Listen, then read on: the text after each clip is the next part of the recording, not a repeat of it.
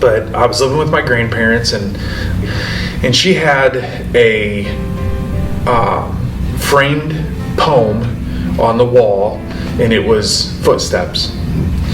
And I had probably walked by that thing dozens of times in my childhood and never actually stopped and read it. And for whatever reason that day I did. That's wrote for me. The author believes that that's when Jesus abandoned him, and then Jesus informs him, no, that's when I was carrying you. That was me. I mean, that was me, that I believed at times when my parents were divorced, and different things like that, that I was abandoned, that I was alone. And I did truly believe that. Stepdad in about 2001 gets diagnosed with throat cancer. At that time, he would have been about 39 years old. In that last year of his life, he found God and accepted Jesus into his heart, and eventually passes. Pastor of the church approaches me if I could read something, and she come up to me and she handed me the poem, Footsteps. I thought, this isn't just a coincidence that I'm being handed this poem that clearly is a memory, that has had an effect on me. When I left for college, I filled out a little single sheet questionnaire as an incoming freshman at Illinois State. And I just remember, I think I simply circled a Christian non-Catholic. I mean, I bet you within weeks of being a freshman at Illinois State, get a phone call. So as we're talking, he's asking me questions about where I'm at in my life. Where do I stand? Where do I walk with Jesus? And he drew a circle on the piece of paper. If the circle is Jesus, where do you stand? And at that time I put my dot outside of the circle, and he simply asked me, he goes, would you like that dot to be in the circle?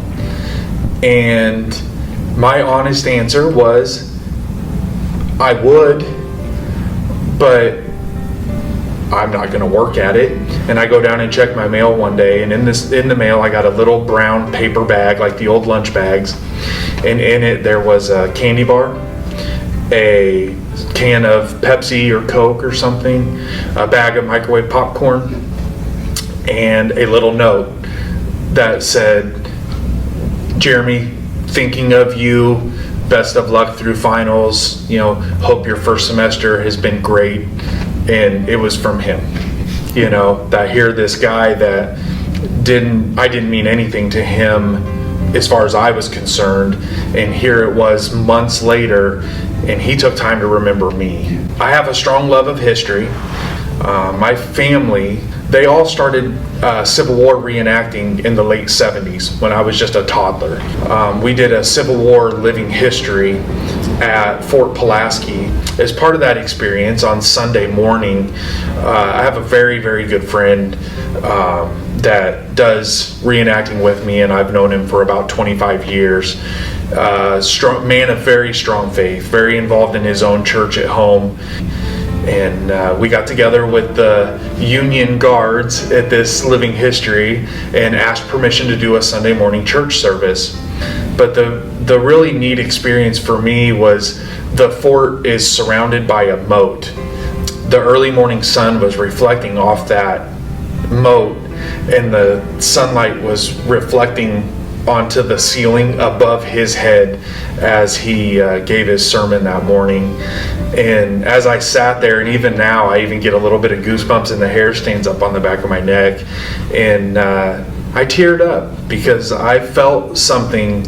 I felt a presence in that space. My friend Rod was seriously a very big impact in my life, because I just seen how Rod put things.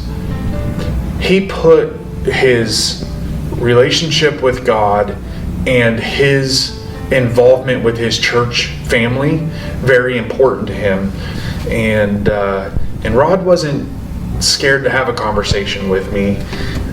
Rod set a good example for me and was willing to listen to me